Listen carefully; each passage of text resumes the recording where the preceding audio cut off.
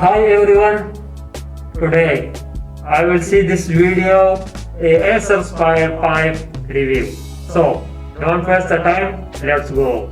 The Acer Aspire 5 has a sleek profile with specs that would fuel your productivity, whether it is in terms of your office work or study.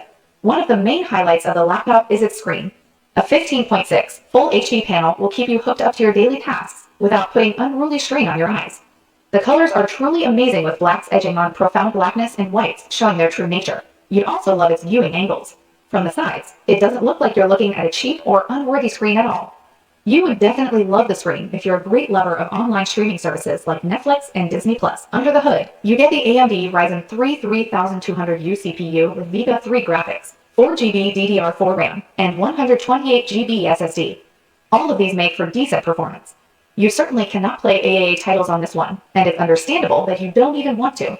However, when it comes to multitasking, it won't fail you, not at least in its price range. It is not comparable to the Asus VivoBook that I reviewed above. This one has only 4 threads with a CPU mark of only 3,923.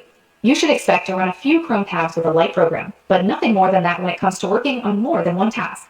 Possibly, one of the reasons why it runs for about 7 hours is its medium to lower medium performance. The chipsets running below its hood don't pack that much for a punch to give the battery a tough time. Besides having a nice battery timing, the unit only weighs about 3.97 pounds, something you can carry over your shoulders effortlessly. Okay, this is the Acer Aspire 5 review. I hope like this. So, like the video, don't forget to subscribe. Bye bye.